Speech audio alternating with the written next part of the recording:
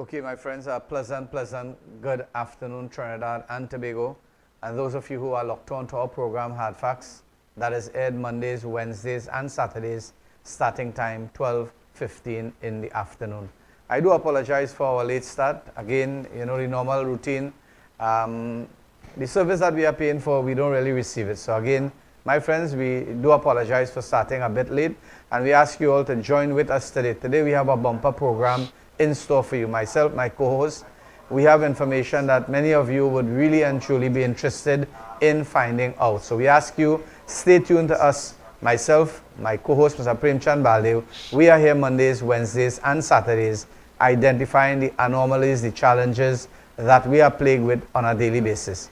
We are seeing, my friends, we are seeing murder, we are seeing heinous crimes, we are seeing alarming rate of robberies. So many things are happening in our country. And at this point in time, I tell you something, when we look at the economy, of our country, you're going to realize that the horizon is bleak. So I ask you all today, my friends, call us at 372-2129. I repeat the number, 372-2129. Those of you who are watching our program, and maybe you'd like to communicate, don't be afraid. Let us know what is taking place in your neck of the woods.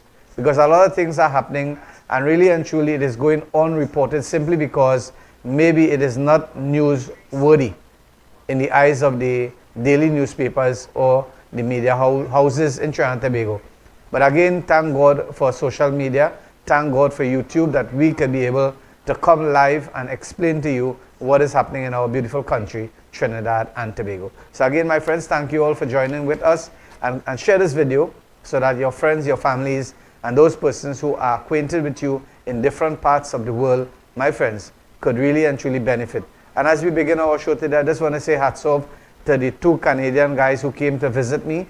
I want to say hats off to you guys, and may God Almighty bless you all and keep you all safe in our shores. Prem? So thank you very much, our Revered Imam Rashid Karim. Assalamu alaikum, namaste, and a pleasant good afternoon, midweek Wednesday, good afternoon to all our viewers on Sentinel Media Broadcasting. We are live on Mondays, Wednesdays, and Saturdays from approximately 12:15 p.m. It is a 1-hour show. It is a live recording show. You are viewing it live, so to speak, and it is an unedited show also. My friends, Trinidad and Tobago, as we all know, was really a paradise in times gone by. And we enjoyed, you know, being in the bliss of that paradise during the oil boom years, Imam Rashid Karim. Yeah. All right? And that was supposed, you know, Imam, you have money in the bank, you don't go and take out. It is going to deplete, it is going to finish one day. You build upon that. And this is a lesson for young people nowadays. Your parents pass on, you know, property and maybe money and material things to you. You build on that. You work and you build for your coming generation. Exactly. That's right, Imam? Yes, exactly. You don't build away what they build. Build away means to plunder what they build, and you end up in zero. You're now trying to build for yourself and for your children. It don't work so. Right? It is called hereditary planning. Am I right? Correct, yes. Good. Now, my friends, in our oil boom days, money flowed like water. Money flowed like whiskey in Trinidad and Tobago. Everyone was happy. Everyone was smiling. Under a well-governed kingdom, the citizens, they prosper, they multiply, and they are happy under a well-governed kingdom. What happens when that governance of that kingdom goes on the wayside? Prosperity begins to dwindle. Correct. The smiles are wiped away from the faces of our people. There is no growth and development for the nation, structure-wise, financial-wise, and moral-wise. Because once there's a decline in the economy, you are going to find that life is becoming very difficult, taxes are going to be raised, unemployment are going to be on the rise, crime is going to be on the rise, and people begin to live in fear under a non-properly governed kingdom. My friends, where has all that money gone? Where has all that oil boom money gone? Can anyone really say where has it gone? Let me tell you where it has gone. It has gone somewhere because of bad financial management by the governments of the day. Am I right? Exactly. It has gone because of bad financial management, and it will never be retrieved. It will never come back, because what you had diamonds in your hand, and you threw it away to pick up dry grass. that is of no value. That being said and done, my friends, there is a sum of money in Trinidad that is unaccounted for by the Minister of Finance. It amounts to $3.6 billion. We still have, while he is in government, we still have a little leeway, a little room remain from now until election to force that gentleman's hand in bringing back that money. $3.6 billion is a lot of money for Trinidad and Tobago. It can do a lot of things for education, for health, for roads, for infrastructure. Imagine 7 patrol boats in Trinidad and Tobago are lodged in Chagaramas. Non-working. Non-functional. The Imam said not working. Who is patrolling the territorial waters of Trinidad and Tobago? Hence, there are no patrol boats. Hence, anybody, any vessel can come into our shores, come into our country with whatever they wish to come in with narcotics, with guns, with illegal meats and illegal birds, bringing in all sorts of diseases in our country and that sort of thing. Come in here, settle in here, put in hardships on the health system, on the education system. Crimes are being committed because of that. What is really happening in Trinidad and Tobago? Somebody needs to be held responsible. And we have elected an opposition into government to hold the government responsible, but we are not seeing that. Exactly. Why are we not seeing that? The opposition is getting paid to do their job. When, Imam, if you have an employee and you are paying that employee to perform and he or she is not performing, what are you supposed to do? Get rid of them. Reprimand. Reprimand and discharge. Reprimand and discharge. You understand? Yeah. But here we say they are elected. So they cannot be reprimanded and cannot be discharged. They are elected. We have elected them to keep an eye, a watchful eye on the government. And Prem, I tell you something. You're saying that, right? Now, reprimand and discharge could be done by the people of Trinidad and Tobago. But I tell you something. At this point in time, there is no lobby. There is no, open lobby where people can. We have two entities in Trinidad and Tobago, political entities. One is the PNM. One is United National Congress. And when we look at the other entities, you're going to realize that basically they are not functional in the true sense of the word. Maybe they're irrelevant. You could call them activities on the way or something like that, or on planning. Because I tell you something, when we look at the political scenario of our country, Trinidad and Tobago, and we have been talking here, and the reason that myself and Prem come here every Mondays, Wednesdays, and Saturdays to highlight issues is not really and truly to become famous in this country. We don't want to be famous. What we're doing here is trying to dissect, because I tell you something, our country needs proper governance, right? And sometimes, you have a child. I'll give you an example. You have a child living in your home, and you have brothers and sisters looking on, and this child maybe is misbehaving. What do? You allow that child to go down the drain and continue in that act and end up in prison, or even so much so end up committing suicide or anything like that. We don't do that. You don't spare the rod. Right. So what we do, we try to reprimand, yes. And this is what our show is all about. We reprimand. To bring some level of awareness for development. And again, yes. we as we said before, we give kudos where kudos is due. You remember Prem Chan, who lives at one of the areas in Charlieville, and the councillor for that area would have been Adrian Ali. And for months in our show, we lamented, and even so much we was very critical about the position that he's taken and his his performance basically. And when that changed, you realize the temperament in the show when it comes to Councillor Adrian Ali changed also, because all we were doing is putting some pressure on the elements. And he has done it. We have complimented him openly. And again, we're going to do that. And we're doing the very same thing when it comes to Mayor Faik. Once Mayor Faik do the correcting, again, what is the correcting? The correcting is you are there to represent the people of your Burgess, right? And that would have been Felicity Endeavour, right? And you supposed to be, not Felicity, Charlieville and Shogana is Charlie Petersfield, right? And you were supposed to be doing that. And we have been lamenting, we have been telling you, and thus far you have started your reconstructive work in different areas, and we do really and truly appreciate it, and we have been giving you the kudos that is necessary. Similarly for the Council for the Felicity Endeavour, we did those things. Where kudos is due, we give it. But again, my friends, we don't want to come here on this program and throw one line, because when we look at the political scenario that is taking place right now, yesterday was Tuesday. the United National Congress, they had a press release, a press conference, a symposium, whatever you want to call it. And you know something? With a lot of union leaders. In 2015, the Honorable Kamala Prasad Bisesa said, we go in it alone. In 2015, 2020, the very same thing. Now we are seeing in 2025, the Honorable Kamala Prasad Bisesa is having conference with these very said miscreants, if you want to call them, because people are telling us the very said. You look at the comments that has been in social media. Yeah, yes. That has been promulgated there. You're going to realize, my friends, that a lot of people doesn't and they do not like what they are seeing, because basically when we saw, let me look at Ansel Roger. Yeah. Let me look at the trade union, that's OWTU. Mr. Mannequin. Right, and we look at that. The director, you have that? You all remember that, Trinidad and Tobago? Now, I don't have a problem you dragging a mannequin. We don't have a problem. But when you identify that with the cultural aspects of the people of Trinidad and Tobago, namely the Hindu community, then we have a problem with that, because you narrow down and you make it look as though Kamala is a devil. Look at that Trinidad and Tobago. Right? This is what Ansel Roger.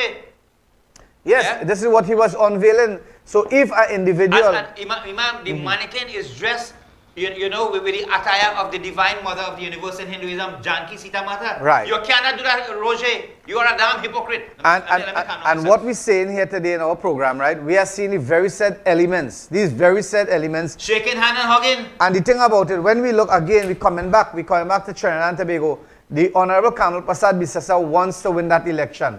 Simply because that is going to be her political career, her political life. Because I tell you something, if someone lost 3 general elections, if you look at America, you look at the presidency or whatever you want to call it, right? The leadership or the presidency of America, they only have 2 terms, and after 2 terms, that's it. That's a law. That's the law. Now we're talking about Kamala Prasad Bisesa, we're talking about here. Dr. Keith Rowley, he won twice, right? And when you look at it, he lost once, right? So again, the political scenario, the emblem of the politics in Trinidad and Tobago needs a change. If you are the prime minister or the political leader, they're supposed to include a clause in the constitution that even in the opposition side, after 2 terms as opposition leader, yeah, basically that. And what we're going to see for the 3rd time, right? We might see history in the making. We might see history in the making, because if you look at the political, and this is what we were trying to dissect earlier. Maybe for Saturday's show, I will dissect it for you all, and we will look from the beginning of politics in Trinidad and Tobago, right? When PNM came in and DLP and all the different organizations, ULF and whatever, we're going to dissect it, and you're going to realize that intermittently they would have lost 2, 1-1. Lost to 1-1, lost to 1-1. No this might be the only time in the political history, the life of Trinidad and Tobago, we might see an individual losing the election twice. And that is not namely because of the elements of productivity in the country. That would have been because of the selectiveness of your persons of interest when you bring people to collaborate with a party, and you are bringing those very said elements who abused the United National Congress. They abuse the leadership of the party. And you know something? You look at the comparison here, chalk cheese. We look at that. We look at what these guys did. One drag mannequin, the other one who is next to you, right? You look at the abusive manner he reacted, and he exploded when certain things transpired just about a month back. That's the PEP leader. Right. And then we look again. I don't want to call people names, because you know something? People mightn't like us. But what we are saying here is the truth. Now what we are saying, my friends, Trinidad and Tobago, what we are saying, you know, when Dinesh Rambali... I was coming at you, ma'am. Yeah. When Dinesh Rambali and Anita Haynes and these 5 persons, they went and contest an election that was due, right? You know what they said? People were using this. How can Kamala bring back these people? Right? How can Kamala can be really and truly positively sure that is he going to be, do you think that you can muzzle him? Do you think that you can muzzle Philip Alexander? Do you feel that you can muzzle any one of those trade union leaders that you are bringing? And you know, when you look at the commentary of that very said conference or press release that was given yesterday, Trinidad and Tobago, look at it. And you're going to realize that that made a lot of sense. Those commentators who were making comments, really and truly, they make a lot of sense. Because these very said people who you have by your side now, what guarantee you have that in the middle of your leadership, if you win the election? And people were saying, what is it that the union have to offer at this point in time? What? Can they bring in voters? And the answer is, and I'll tell you something, I did a little research here, but I feel we're going to take that after. Prim, go ahead. We're going to take that after. I did a little research. Yeah. If I belong to an organization, an enterprise, a party, a village council meeting, or whatever, and my leader have failed twice in let me say, general election time, I am not going to sit there and tell you, hey, leader, we could win again. That ain't going to happen. Premchand Balew, I am going to stand up against you and let you know you're a blasted loser. Get the hell out of here. And let us elect a new leader to chart a way forward. Let us take a break with that. Yes. Let's take a break, Director.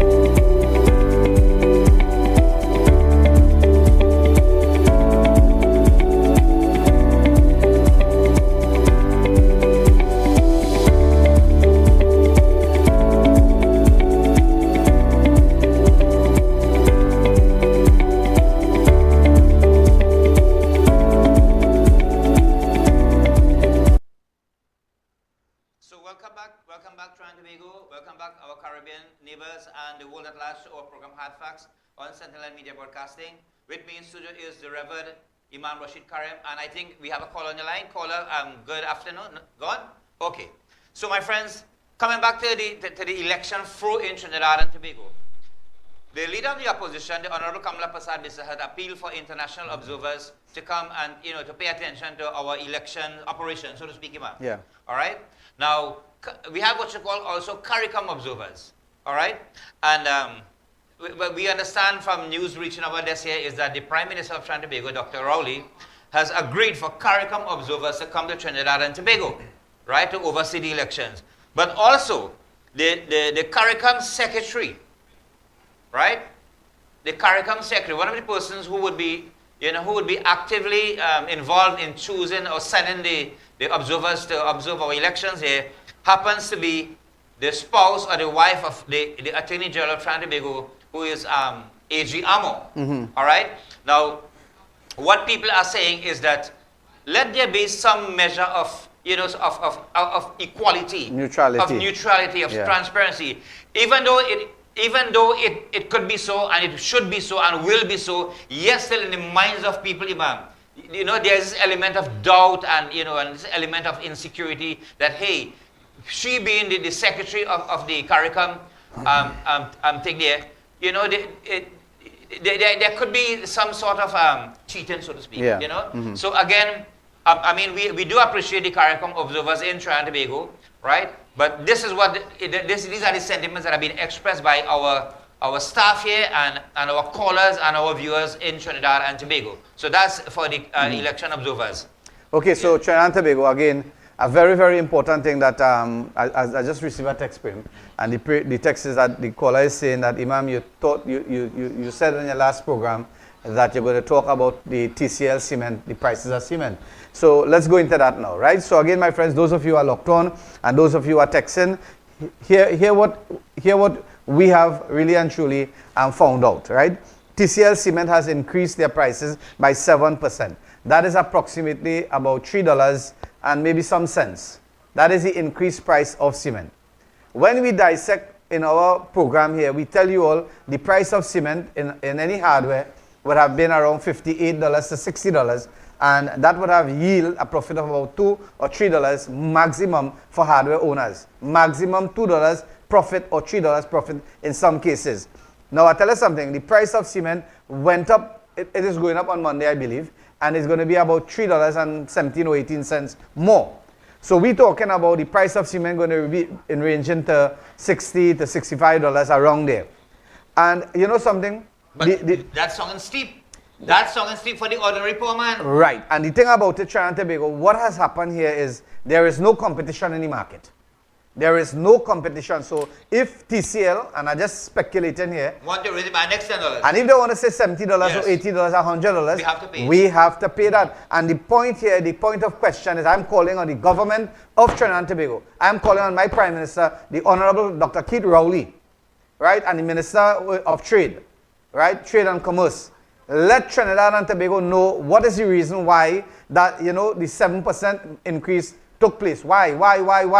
Because I tell you something, people are building their homes. They are constructing their homes. And we are paying exorbitant price for building material. And when that house has been completed after a tedious task, after sweat, blood, and so much stress, my friends, the government of the day is going to charge you property tax on that very said property. So I am asking the government of the day, explain to us, tell us why TCL has to carry up the price 7% more. Is there an increase in the global market for commodities that will really and truly use from ingredients for cement? Or is it because of the US? Or is it because of some adverse reason? Maybe there's some tidal wave coming or some natural disaster is going to come and that's the reason why they raise price. We have a caller on the line. Let's say the call. Caller.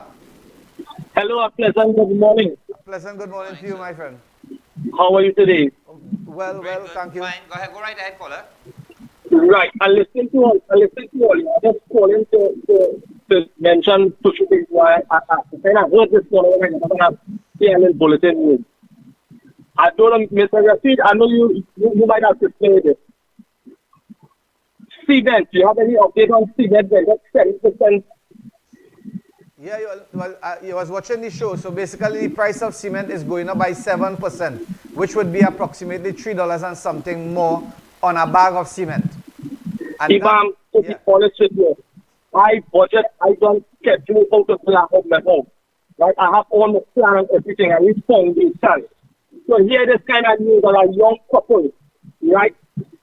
Trying to see a future with the family and everything. To build a household. And to know that cement going up by not 1%, not 2%, 3%, but 7%. That is real, very hurtful to hear right now for young couples to try to build a house. So what we should do now? I should minus half of the forces and then take off some of the forces there. No, that's basically what they want you to do, cut down the size of your house, because basically what is going to happen after you stress, you sacrifice, and this guy he's claiming that he's a young couple, right? After you have built your house, the government going to charge us property tax on that. And that is the reason why I am saying here, any political party in this country repeal the property tax, I am going to vote for them. I'm telling you the reason why. I am going to vote for them because people in this country, all they want basically to understand that, here what, I have a house, I work hard, I build my house, I want to live comfortable in my house. And I don't already paying VAT. I already paying these different taxes on water, electricity, and so forth. And now I have to pay property tax again. That is unfair. And I tell you something, any government, anybody wants to be in government and they repeal that property tax, the United National Congress is supposed to repeal that. But again, they didn't do it. And I am calling on the PNM government, get rid of that draconian tax for the time being and let people catch their hand. Caller. Correct, because my property tax for that house could be about $1,800. Plus, I have to see about 3 cement going up by 370 worth of $4 in every bag. So I know how to whole strain now because I can't get a started bill now and make things workers have to pay. It's frustrating now to know that cement going up 70%.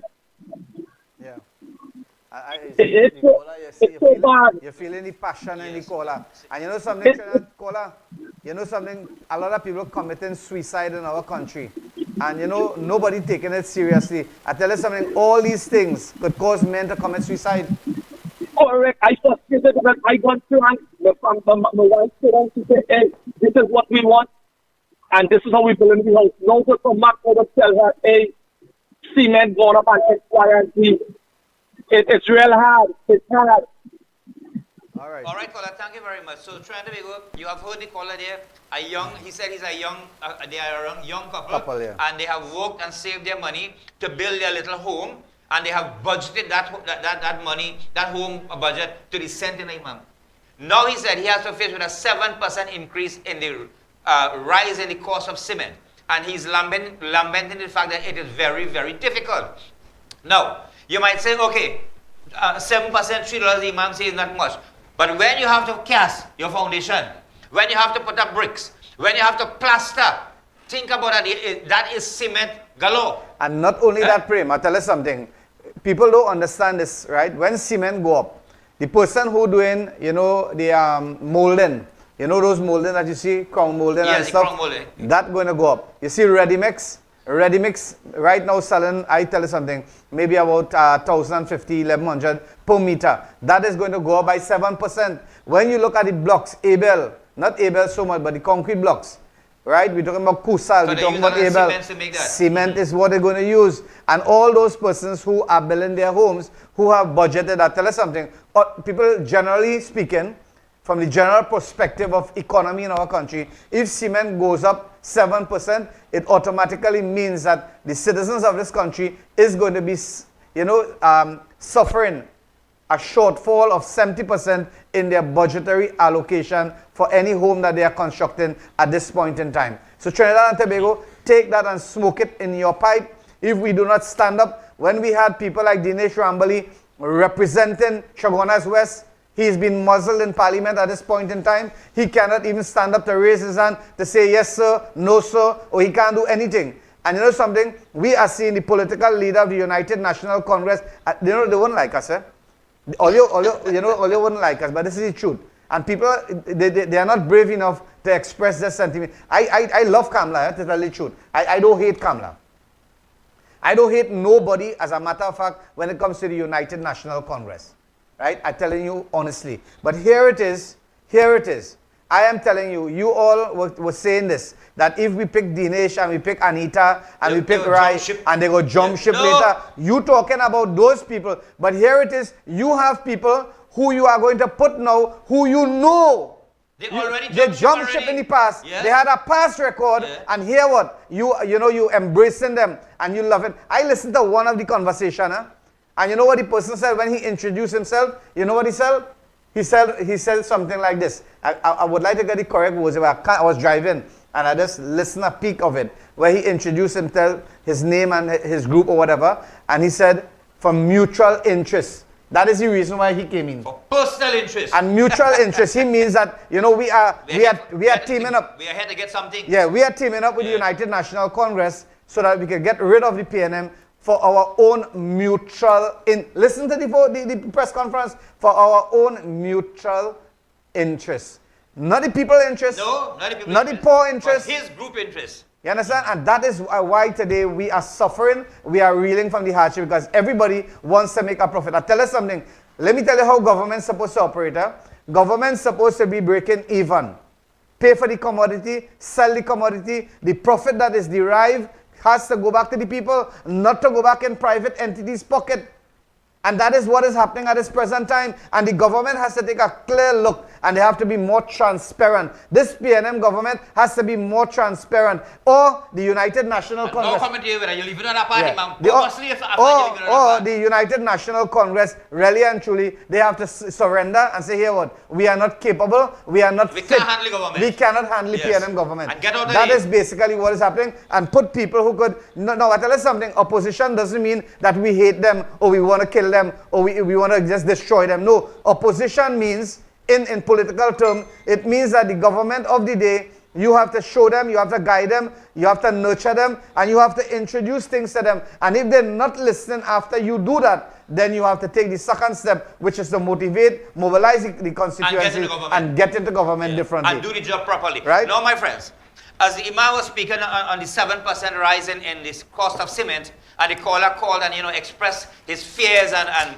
whatnot about that, the impact it is going to have in him building his little home for his wife and kids and whatnot.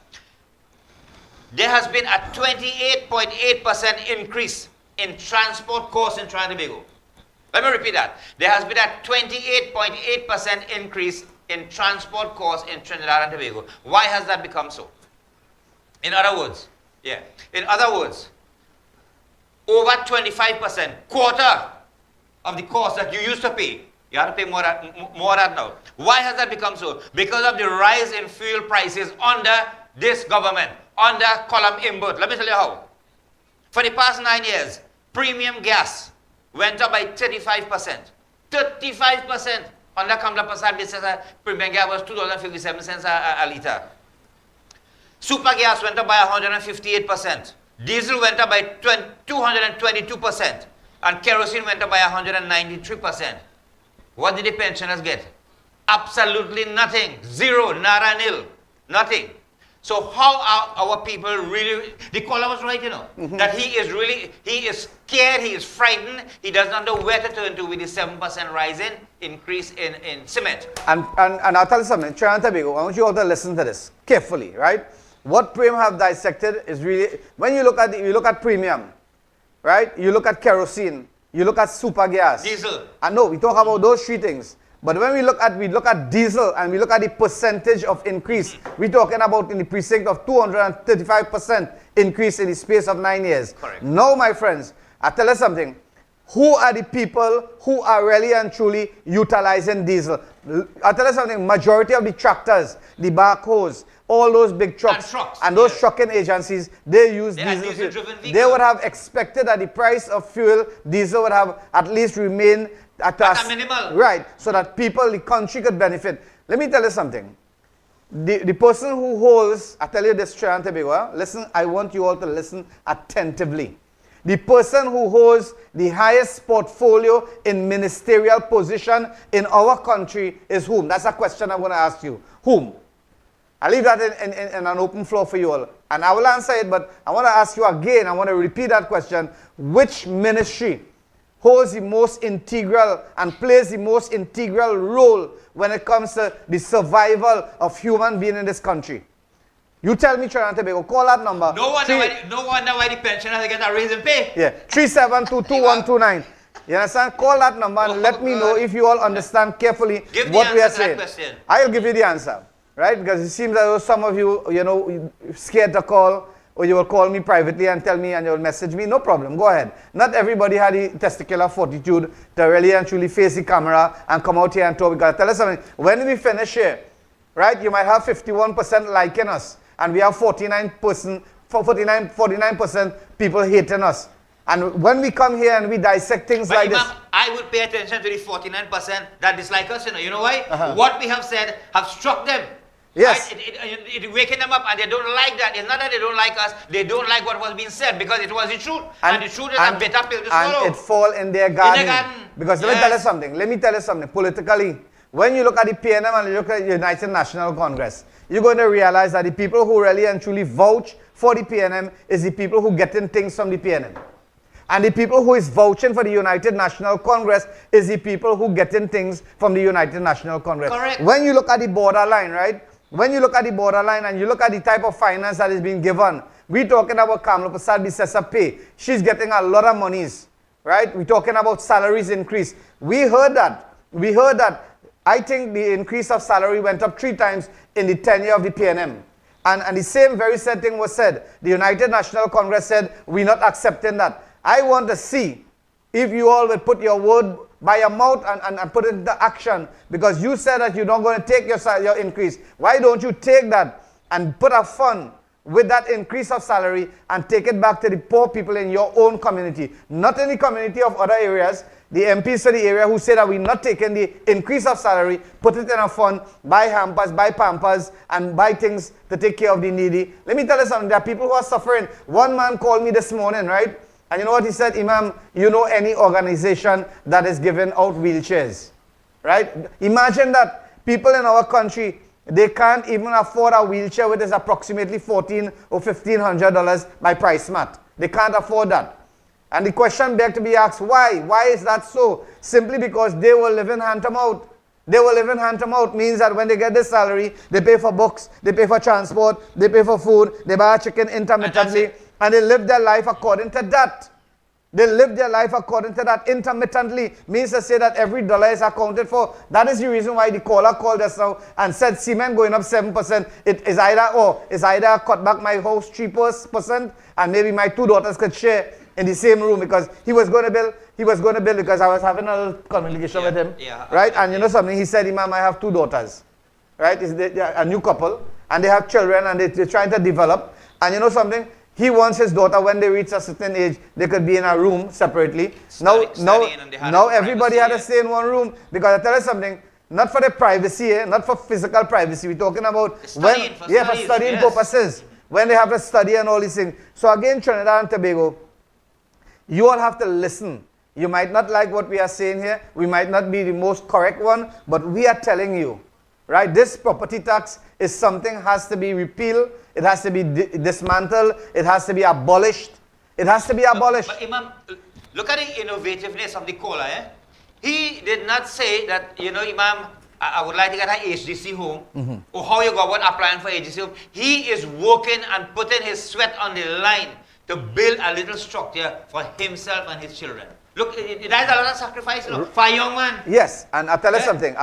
Before we take the break, Director, I know Director giving me a sign for the break. But I want to shed some light on something, and we'll take the break, and we'll deal with the issues. As Prem mentioned, right? You see, tomorrow, I'll tell you something. Politics and politicking is very, very important. Politics and why do you think the United National Congress at this last stage, right, willing to hug up and embrace OWTU, PEP, this one, that one, the next one, bring all the organization now? Why? Because they know for a fact that we are incapable. We have been asking the question here, what is it that you do? In 2015, we lost the election, right? Okay, we succumb. We take our defeat. In 2020, we take our defeat. What did the party did? What did they do, really and truly, to mobilize the people in the corridor? What? They blame the EBC. Right. That is what they did. And what did we do? Let me just tell you something. Arima Aruka, right? Malabar Dabadi, right? We're talking about Diego Martin East, Diego Martin West. We're talking about Faizabad. We're talking about Labre. We're talking about La Hoqueta, Lavanti East, Lavanti West, Lopino Bonnet, Point 14, Port of Spain, San Fernando West, San Fernando East, and all these places. And to count it off, Tobago East, Tobago West, that is equivalent to 21 seats. Which place? I want to ask you something.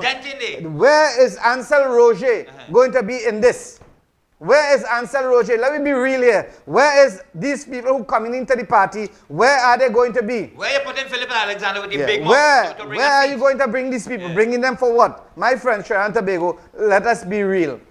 A sign of madness is when you continue doing the same thing over and over and over and expect to get a different result from it. No, that is madness. That is loco. That is craziness. Let's take a break, doctor.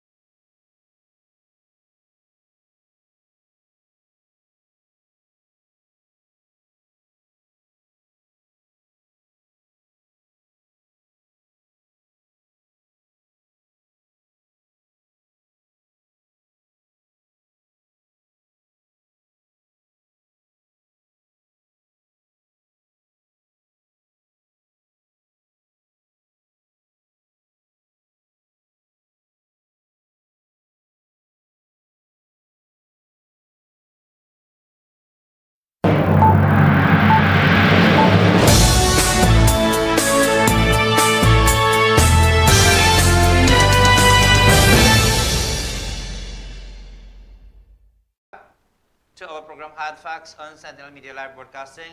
A special welcome to all our viewers in the Caribbean countries, such as Guyana, Jamaica, Suriname we have there, and those in New York. A lot of our viewers in New York and Singapore, Nepal also, in Trinidad also. Welcome to you all. Now, my friends, very, very sad news here on Sentinel Media Broadcasting. 3 underage boys, 2 of them are 16 years old and 1 is 15, got into possession of a vehicle. No one knows if they stole it. But if you are underage, Imam, you don't have a driver's permit and you are not 18 and above, and you took a vehicle, whether it is a dad's own or somebody else's own, then you stole it.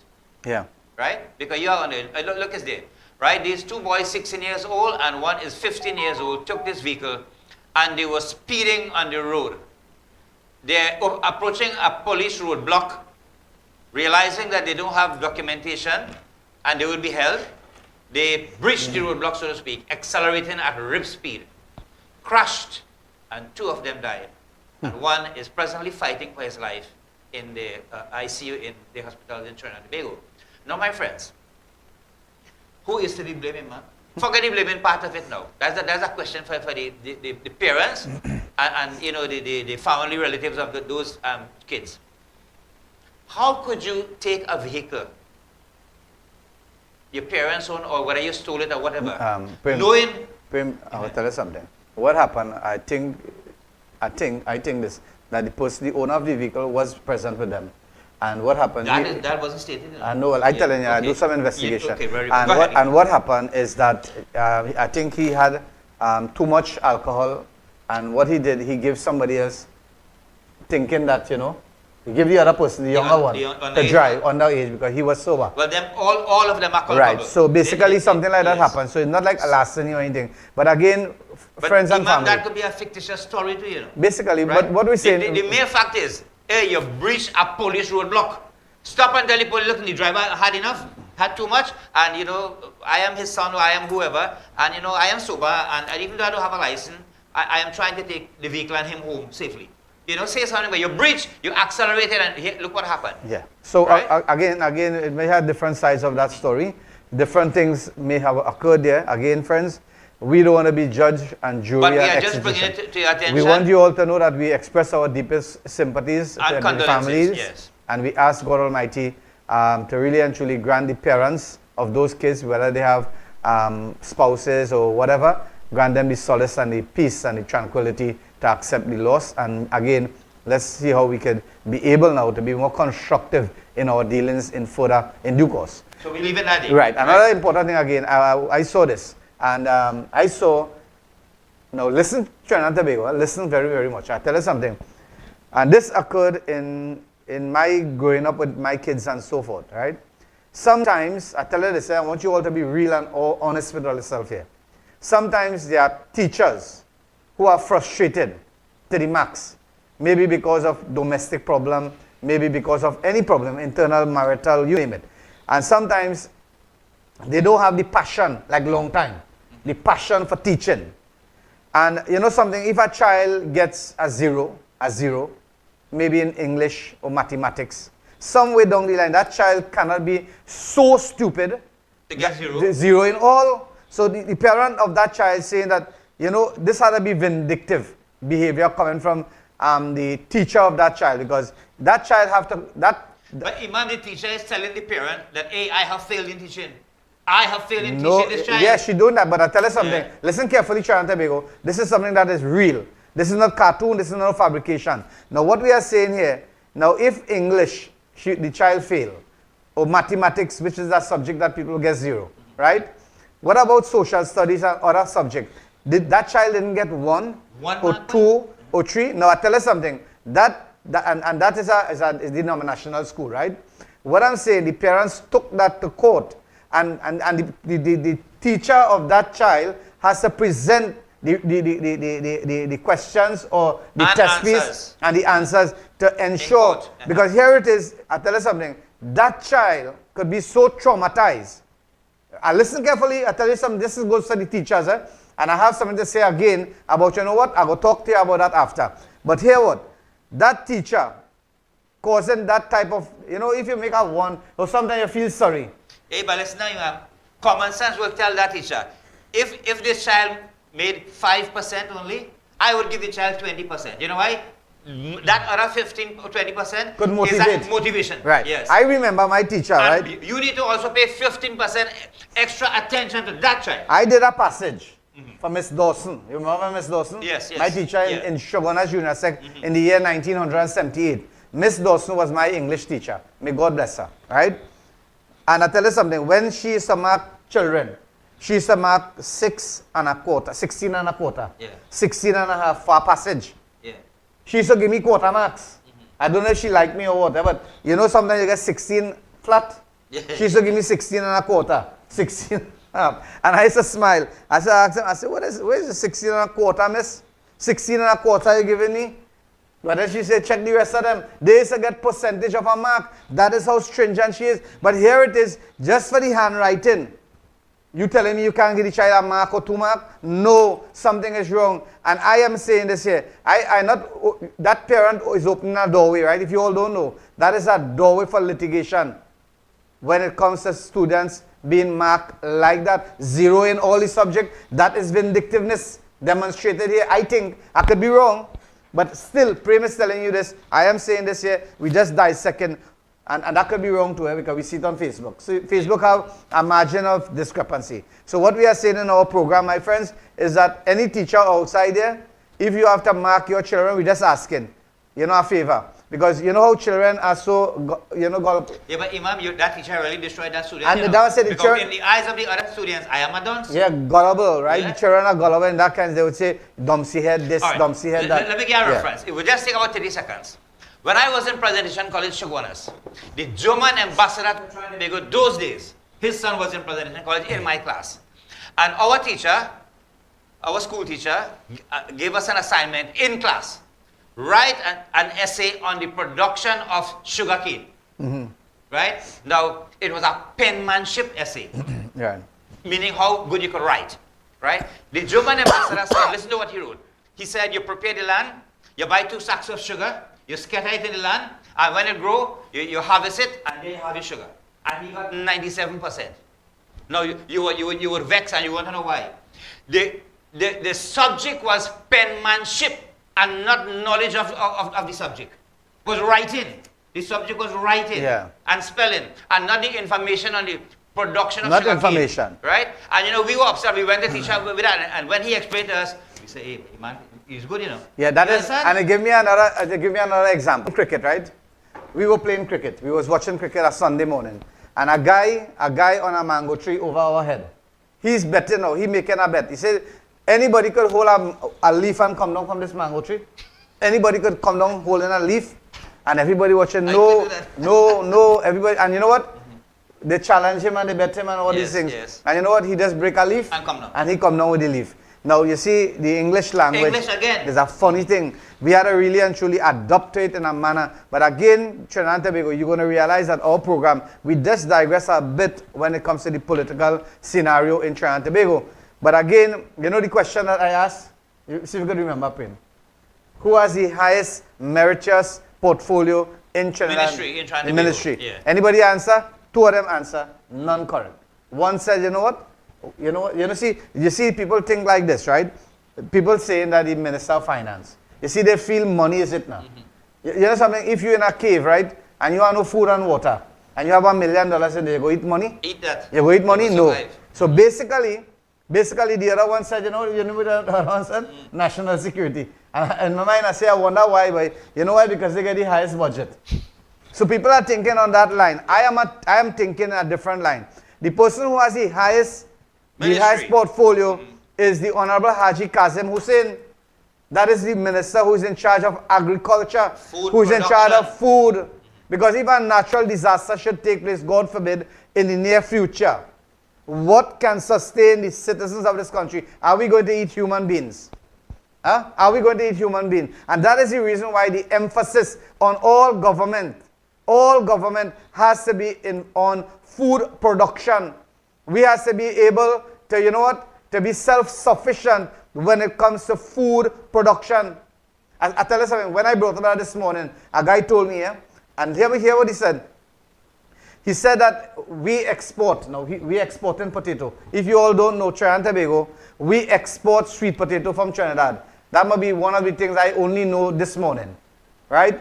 And there's a hindrance there now. Because the authorities, whether it's immigration, whoever in charge of the export aspect of that, they are asking now that the people, before they export anything, they have to be granted a license. They have to be granted a license. Now, to get that license, I'll tell you something, you have to know somebody. You have to go to quality control. No, you have to know somebody. Yes. You know, they won't, all right, we encounter a problem, right? This is how government's supposed to operate. And this is how the thinkers supposed to problem. Farmers want to export sweet potato.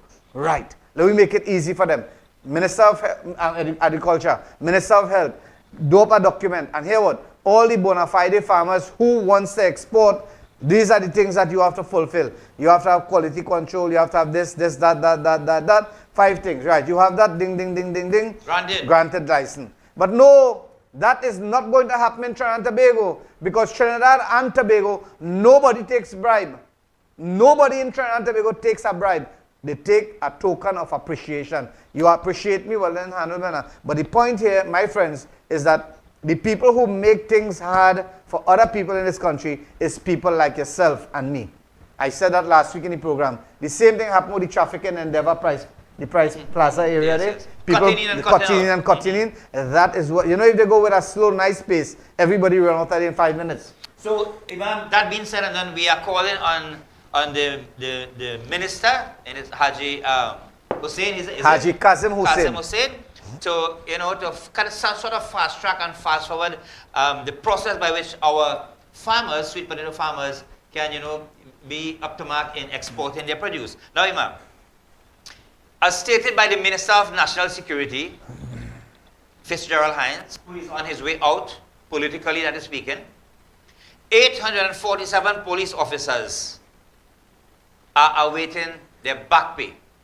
And that back pay is from the period 2016 to 2019, Imam. What year are we in? 2025. Yeah. What about 3 years? What about 2019, 2020 to 2022? That's another back pay. So they are waiting for that. And what about if people are going to resign? Yeah. In that period of time? Are they going to get the severance pay and what that? So he is stating that 847 police officers are awaiting their back pay from 2016 to 2019. And he is going to ensure that this money be made available ASAP, quickly, now, so that officers can receive their back pay. Now, Mr. Minister, if I was one of those police officers, to the police, the representative, okay? I would have asked the question, so what about from 2019 to 2021, 22? Are we not awaiting that too? You understand? But I tell you something, huh? That fellow who is in charge of that, he's an intelligent man. I'm going to tell you the reason why I pray. If he, better is half bread better than no bread. Wait that. So what you saying, out of the 6,000 officers, how much we have? All the others receive their back pay except 847. Is that what you're saying? Basically that. So if we get in half bread now under this government, we should be satisfied, accept it, and then make lobby again to see if we could get it. My friend Trinidad and Tobago, we are in a critical position at this point in time. People wants to know things like this. If a bandit comes in your home at this point in time, what can you do to protect yourself and your family? What measures can be taken? And what stance is the new acting commissioner of police going to adopt with respect to the issuance of firearms, to applications that have been already investigated and lying on your desk? And another thing again, you look at the advertisement on Facebook, social media, and even so much so print media, you're going to realize that there are companies now. Now companies advertising that if you would like to be the recipient of a legitimate firearm and you want that files to be going up, and then they put underneath, nobody should be offering anything like bribe or anything like that, because that is illegal and that will be reported to the police. Now I tell you something, if this company, who is this company? That's number one. Is this company more strong, or they supersede the normal channel? Because this is what we was asking, why it is that... And what interest do you have in doing that for free? Yeah, for what? What interest? Number one. And the second thing is that's a sham. Yes. That is a sham. Automatically, Don't fall for that nonsense. automatically, some sort of that fees, should be investigated. some sort of fees has to be paid to these groups who are putting out and advertising that if you would like to get a firearm permit, a legitimate firearm permit in our country, then you have to go through this channel. We already went through. They settled up the commissioner of police, you know? Yeah, that already went through. So if this group could go and get 25, why it is that the normal people who take in the legitimate channel facilitate it? Because there's a requirement. Your wife have to sign. You have to get psychological testing, evaluation. You have to be showing that you have a business or something like that. You have to be showing some sort of credentials, and it's a long list. So what is it different that this group is going to do that is going to ensure that you receive a firearm? Tell us what is going to happen with that, my friends. That is corruption in itself. We just leaving that open there, right? We leave it hanging like a pendulum. People could do it. Because tell us something. When we look at what is happening in the Facebook scenario, one guy scammed millions and millions of dollars, and people are continuously being scammed on Facebook. So if this is a scam, continue receiving, pay your money and whatever, and take your losses, because I tell you something, people have to understand, when a man come to buy a bag of cement by me, and that cement have a burst bag, they want it. They come to buy a piece of lumber, they're stretching it like this. I tell you something, a man come to buy a wheelbarrow, and he hold the handle like this, and he running with the wheelbarrow, and then he come back and, and he tell me, Imam, I want this barrow change. I say, why? He said the front wheel the wheel wagon. I had to give him my next barrow. So why it is that you cannot do that stringent check when you buying things from Facebook? Why it is that you going in areas, carrying your hard-earned money, $20,000, $30,000 cash? Why can't you go into the bank and pay in the bank? Why can't you go in the police station and pay in the police station and receive your goods? Make sure everything is working. Why it is that we have become so gullible? Right, that we want to go every day here and you're seeing and you're watching on television, you're watching on social media, people are being scammed. Hey, you want that to happen to you? You want that, you like that, okay? Exactly. We saw that, we don't want to show up those pictures, but I'm telling you, Trinidad and Tobago is a real place, but we making it cartoon. Yeah, Prim. My friends, our final piece of information is that the women's prison in Trinidad and Tobago, oh Lord Father, a key that opens 24 cell doors went missing. All right? We don't want to say much on that, but we hope and we pray by now that key has been found and the situation is back to normal, because that is a prison you're talking about. All right? Prisoners' health and the sunlight, they have to come out to get the sunlight, they exercise, come out to visit their loved ones when the loved one come to meet them and that sort of thing. So again, Imam, even where in Trinidad and Tobago things are going right, really and truly. Now back to the political scene. Trinidad and Tobago, remove your self-centered cap and allow your antennas to Pacific, to pan, so to speak, to go right around. The PNM, the People's National Movement, is, they are hot on the campaign trail throughout Trinidad and Tobago. And they are making real inroads. Presently, they are poised to win the general election. Maybe that statement is a bit premature, but that is how it looks now. It could change. What is the United National Congress doing presently on the campaign trail to make themselves relevant, to offer something to the electorate that, hey, we could do this? Names of the candidates who have been screened for certain areas, when will it be released? So that if these people are chosen, they can, begin their campaign, their walkabout, and, meet and greet people and that sort of thing, and woo more and more voters, and ask those whom they have wooed to bring in voters. Isn't that what Dinesh Rambali has been doing? Yeah. Our MP, Dinesh Rambali, he has mandated us that wherever we go, speak about the United National Congress being the most reliable incumbent force in government. That we can really make a change in Trinidad and Tobago. Are you seeing that happening anywhere else? I heard Imam Dong says in the hardware, speaking to his customers when they come to buy, that we need a change in government, and and trying to woo the voters. But Imam, nationally, that is not happening. It is not happening. Exactly, and I was present in a meeting yesterday, right, where leaders of different organizations were present, and we were having a high-powered meeting, right.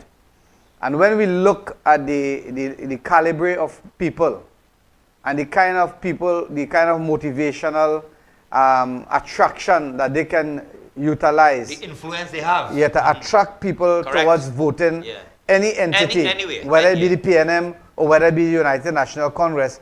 We're going to ask the question again. Where are they having these types of meetings? They started it, yes. The trade union, started with trade unions. But you look at the trade unions, these are the very, very said people who at this present time, remember who received $15 million? Who received that? Is Kamla Prasad going to be vesting that type of influence when it comes to monetary compensation to divert or to bring in supporters? That is impossible. My friends, Trinidad and Tobago, as we close our program here today, we are watching keenly. Now, tell us something. We have seen the PNM in the past, under the leadership of Dr. Keith Rowley, right? And I tell you something. Let me tell you something before I go. Summarizing something here. Now, when Dr. Keith Rowley is the president, or the prime minister of the country, you realize that whatever he says goes, right? Similarly with Kamla Prasad Bisesa in opposition. Whatever Kamla says, it goes, whether you like it or not. You could be constituency executive, whatever Kamla Prasad Bisesa dictates, it goes. And maybe, I tell you something, maybe when we look at men like Stuart Young, and we look like Faris Alwari, and we look at all those persons, Kazim Hussein, and Rohan Sinanan, and all these people, maybe, I'm just saying a maybe here, maybe they had good intentions, and they had good plans, but for their plans to come into fusion, for their plans to really and truly be manifested, they has to be endorsed. It has to be endorsed by the relevant authorities. And maybe those things were keeping down the country. Maybe you had to look at the big picture. What psychology you're talking Yeah, about? you had to look at the big picture. Because I tell you something, when it comes to the United National Congress, I'm telling you something. If these 5 people are not given a justifiable reason why they were not selected, other than having that election and being doing their diplomatic and democratic duty in a political party, anything other than that warrants expulsion, I, Imam Rashid Karim, would like to know that, so that I would be able to throw my support to the correct party. Correct. Because you have a political party called the United National Congress, right? And they would have something called a disciplinary committee. And the disciplinary committee, if something has been done adverse to impeach or implicate any wrongdoings by these very said 5 MPs, that should be given in writing. They should be reprimanded. They should be given notice of expulsion or something of that nature. Now here it is, you are bringing in under the arms and the wings of the United National Congress people who you know reacted adversely towards the leadership of the party and also to members of the United National Congress in different categories, different levels, and you are embracing those people and you are getting rid of your own, and you are saying, my friends, all is welcome in the house of the United National Congress. You tell me if that is not a huge amount of hypocrisy. It is hypocrisy. It is not so. Yes. Right? So again, as we close our program, we want to thank you all very, very much, Prem. Yeah. There's something here I wanted to mention. I'm not seeing it. The former governor of the central bank, Mr. Jwala Rambaran. Okay, I got it here. The appeal court upholds Jwala Rambaran $5.4 million compensation package for wrongful dismissal by the present government of Trinidad and Tobago. When the UNC was in power, Trinidad and Tobago, Jwala Rambaran was the governor of the central bank and was doing a very, very good job. He was very, very transparent and very vocal too as a governor. And when the People's National Movement came into office, Jwala Rambaran services was terminated. He disagreed with the judgment and the method of termination, placed the government in court, and here he's been awarded $5.4 million. this government seems to be lucky in losing cases in the High Court. And that is why we are saying, my friends, right? You are taking the sanity out of the people of Trinidad and Tobago by charging them that draconian property tax. If you look at the missteps of this government at this present time, when you look at judgments being passed against the government, that has to be paid not by Dr. Keith Rowley, not by Colin Hinbert, not by these people. That has to come out of the taxpayers' purse. Right, and we are saying this, my friends. You all want to win the election. Whoever wants to win the election, make sure that that property tax is abolished. Out of the law books. Out of the law book. Leave people with that little one lot, a small house, one lot of land that they are residing in. Abolishing the property tax, but you could reintroduce the land and building taxes. Nothing wrong with that. Which is the 5% or whatever the case is, 2%. Nothing is wrong with that. And then, you know, this stringent method where you looking at the dog house and the dog kennel and you're looking at the garage and how much. That is discrimination. Yeah. Let me tell you something. Trinidad and Tobago, 95% of the cameras that business people have not functioning. 95% of the ACs, air conditioned unit that you see in the people's house, they want gas in and they don't have money to pay for gas. And they have but they have the unit. Yes. So when you send your surveyors and your people, investigators, and they count in how much AC a man have, those things, I'll tell you something. A man buy a TV, long time ago, that happened in the past, he buy a TV, and the company come back and seize the TV. He couldn't pay for the TV. You know what he said? He said, how much for the antenna? And he paid for the antenna just to leave the antenna on the roof. So people go see that here what, you know, we have a TV and not to embarrass people.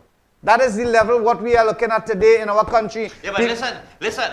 The Prime Minister, Dr. Keith Rowley, about 2 years ago, said to the people of Trinidad and Tobago, if you do not have a house, you're paying no property tax. Didn't he say so? Yeah. But when he's speaking to those who rent in it, so the landlord, he in his wisdom, he is so stupid not to pass on the property tax to you, the tenant.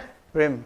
Eh? Prim. You understand? I'll tell you something. My Prime Minister, Dr. Keith Rowley, when he says goodbye, I'll tell you something. A lot of posthumous and this kind of award and that kind of award will be given to him, whether you like it or not. Even so much so, maybe statues are going to be erected about him and with him in different areas where he will serve. And don't forget me. Right, and this is what is going to happen.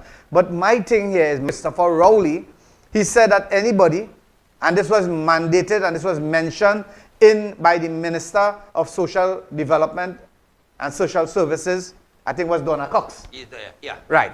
She said that if a person has $25,000 in the bank, then the pension... You don't qualify for government pension. What the heck is you're that? You're not qualified for pension. So what I'm saying here, Kamla Prasad Bisesa, you are not qualified if that law passes. None of the politicians. None of the politicians. Dr. Keith Rowley, you think they're going to pass? But there is something, what good for the goose is not good for the gander.